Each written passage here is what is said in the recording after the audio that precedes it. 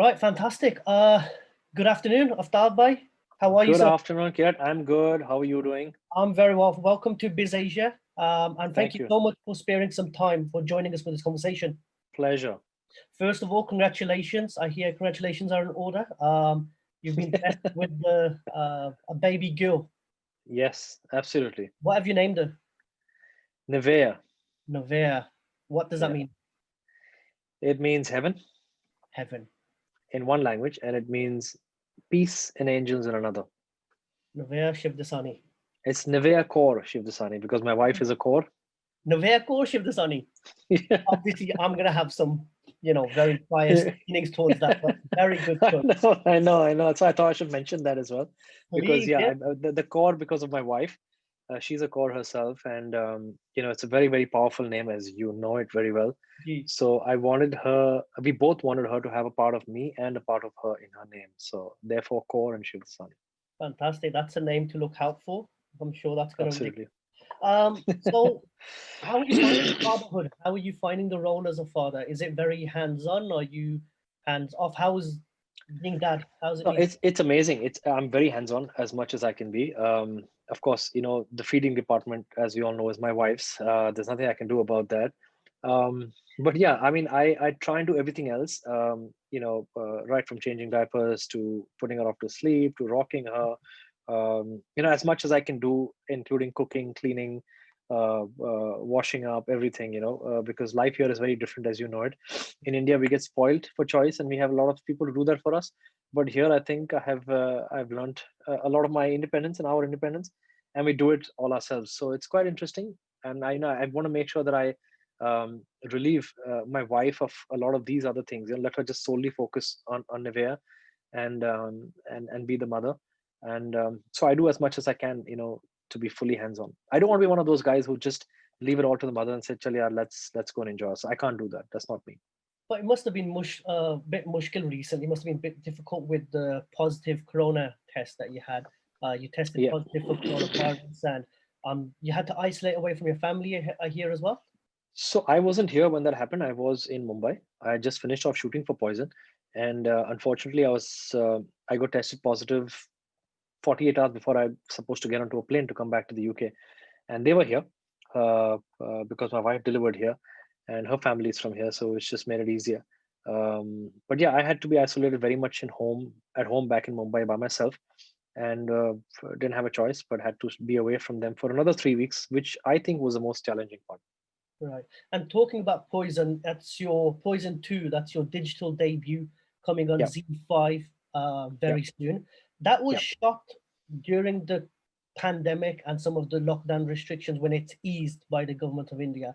How was the Yeah. experience of shooting when such a pandemic was, quite high? People were fearful for their lives. How was the experience of shooting? So we shot about 60% of the show pre-pandemic, which is before March, and we were left with 40%. But unfortunately, the pandemic happened, and there was a global shutdown for that matter. So we really couldn't do anything about it. We had to just wait, to shoot the balance 40%, and then once the government of Maharashtra and the central government eased certain restrictions and put some regulations in place as to how you can shoot and stuff, we were one of the first few people who decided to take the onus and to go onto set and to shoot, because we wanted to finish the show, and the show was basically supposed to come out end of April. But of course, the pandemic happened, and there's nothing we could do about it. So we pushed it to October so that we could have enough of time and space, because we still had about 40% to shoot of the show. And I had taken leave for a month from July to August because of my daughter. She was going to be born at that time, and I had taken 1 month leave, and nobody knew why I was taking leave. I had just taken it like 3 months in advance, and nobody really knew about it. So I had taken leave, and that 1 month got delayed because of that as well. But they did carry on shooting with the other actors in my absence, whatever balance work they had. And then when I came back in August third week, I wrapped up. I had 2 weeks, 15 days of shoot left, which I wrapped up. And then at the end of which I tested positive. So that was quite a bummer, because I had to be away from them for another 3 weeks. Right. Well, we've looked at the teaser for Poison 2, and it seems very exciting, very hot, very steamy. What can you tell us about your character? Because obviously it's based around a character seeking revenge, and your character Yeah. does seem to be quite. It's a bit of a gay grey character, isn't it? But what can you tell Yes. us that we can't see? So have you seen the teaser or the trailer? Have you seen the 30-second or 1 minute or the 2.5 minute? We've seen the 1 minute. Okay, you haven't seen the 2 minute. I don't think so. No. Okay, so you should see the 2 minute because that's the whole show encapsulated in 2 minutes.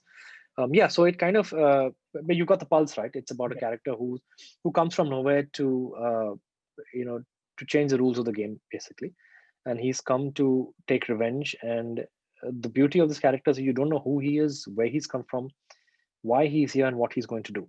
And that's when I heard the script for Poison, I was like, bang on, this is what I want to do. Because and there were a lot of questions about why aren't you doing stuff digitally, and why aren't you doing stuff on the web and stuff like that. And I was like, I'm just waiting for the right opportunity. And in my if you see my entire career graph, there's a lot of romance and comedy and stuff that I had done. And I've always loved action thrillers as an actor and as an audience as well. So when I got this opportunity, it kind of ticked all the boxes for me. I got a great role, I got a great show, great platform, amazing director who's a friend of mine, a great cast, and to top it all, an amazing character, and the central character. So I said, this is it. I said, this is what I wanted to do, and this is going to be my debut. So it's about a guy who comes back from nowhere, and he's got revenge written all over him, and he wants to take revenge on few people.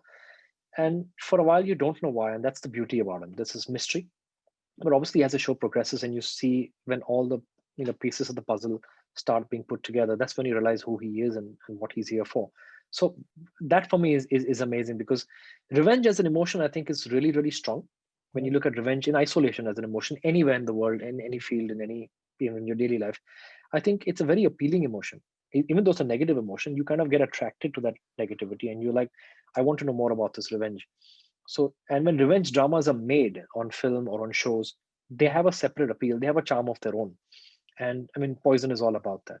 So it's a different story and plot as compared to the first season, because the first season and second season have nothing to do with each other, Right. except for 2 3 characters who are repeated from the first season onto the second season. But the new characters, the plot, the story, everything is completely new. So if you haven't seen season 1, don't worry about it.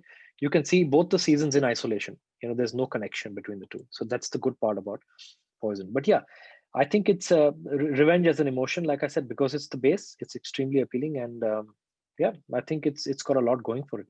See, when I first heard about this character and Poison 2 and yourself leading the role, my mind just flew back to your film Kasoor, which was where you played a negative villain role, and I think you won awards for the best villain actor and from Yeah, ZEE5 awards. Um, we haven't really seen you in a lot of negative roles since then. yeah. Why is that? Do you think you've been typecast as the romantic hero, or is this something that you've done on Yes, I purpose? think I have been. I think. Sorry, I lost the last bit of your audio, but I'm presuming you're asking about the typecasting bit, right? Yes, I'm just asking if you've done this Cool. on purpose yourself, or have you just been typecast by producers? No, I think I've been typecast because even though Kasoor was my second film, and I received a lot of accolades for it, and the film did well, people started seeing me in a new light, which was very different to Must, which was my first film. And unfortunately, the kind of roles that I got after that were again going back to the Must kind of roles, which were the boy next door, chocolate boy, and this and that. And I wasn't offered. Then, of course, I did big films as well, but they were more in the same genre as Must. Yeah. And then when I wasn't getting those kind of opportunities, there's nothing I could really do about it. Even though I tried, but I did films like Jaane Hoga Kya, I did films like Acid Factory, but people don't really remember that. They remember the Hangamas of the world, the Awara Pagal Divanas of the world, the Kasoors. Kasoor was an exception, I would say, but they remember Must, they remember Masti, Must be. Yeah. Hangama. So I feel that because of the films that worked in my career, people start typecasting you in those kind of roles. But hoping that with Poison, I can change a lot of that perception as well. And I've always loved doing great characters. I have done 2 or 3 in my life, excuse me, and I love it. And I think it gives a different kind of a high to an actor. Not saying I don't enjoy comedy. I love comedy as well, but I think the whole beauty of having a softer face and a vulnerable face, and then doing something extremely hard Mhm. or strong or ruthless, has a charm of its own. Like for example, um, if I may give you an example, just for the sake of giving an example, like John Wick. Yeah. Keanu Reeves. You have seen Keanu Reeves in apart from the Matrix. Before Matrix, I think Keanu Reeves had a very soft image, a romantic image. Yeah. You know, Suddenly, when he goes and does something like a Matrix, and then it becomes a cult, and then of course after a long time he does something like a John Wick, where he's not a martial artist, he's a normal guy, but he's just a ruthless assassin. You know, it works because if you took a guy who's like ripped and who looks like an assassin and who's got these scars and got these tattoos and stuff, it'll almost look like it's a predictable casting. But the Yes. moment you cast somebody who's got a softer face and a softer demeanor, but then he just does something completely opposite to his personality, I think that has a different charm to it. And that's what I subscribe to. And I hope that people after seeing me in Poison will have that same perception. So obviously you were a child artist when you first started off in the industry, but I think very few people know that you first appeared in front of the camera when you were a baby, when you were Yep. cast in a lot of commercials at the age of 14 months. Yes, I did one commercial for Farex, which was baby food. And of course, I have no recollection of that. But yeah, I Yeah. did one at 14 months. And I resumed when I was 7 years old with Mr. India. But yeah, I did a lot of commercials after that during my teenage years, adolescent years, and until I got my first film, Must. So I had a fair amount of experience in front of the camera as I was growing up. So you're almost made for the camera from the very beginning.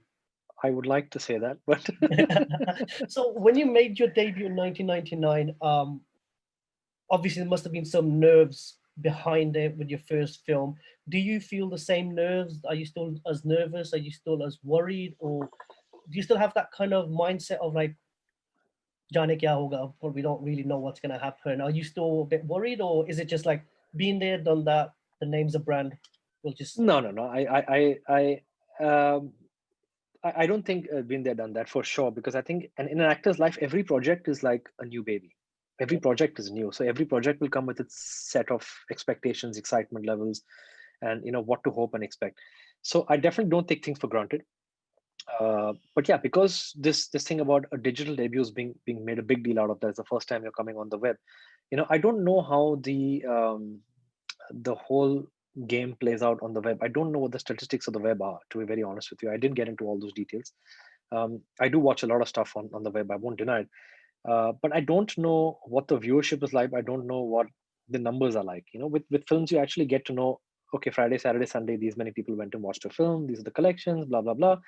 But with web, you really don't know that. So I think I'm just discovering that stream. And I think in time, I'll be a little more better equipped to answer that. But with regards to the excitement level, of course, because I've got this project coming out, which I'm really excited about. And I love the character that I'm playing, and I'm hoping that, because it's not the predictable Aftab that you've seen. It's not the run of the mill Aftab that you've seen that you expect certain things of. It's a completely different guy, you know. So that is the exciting part. That will I be received well in something like this? Will people be able to accept me in something like this? So that bit of excitement is there. But yeah, I'm prepared for anything. but as an actor who's experienced the COVID pandemic quite close, quite personally, has had to work through the pandemic, how do you see the future projects that you're going to do? Is it going to be more digital based? Do you see a major shift a permanent major shift taking place away from cinemas and onto the digital screens? Or do you think it's going to go back? The crowds are going to go back into the cinema halls? See, I think it's going to be a mix of both.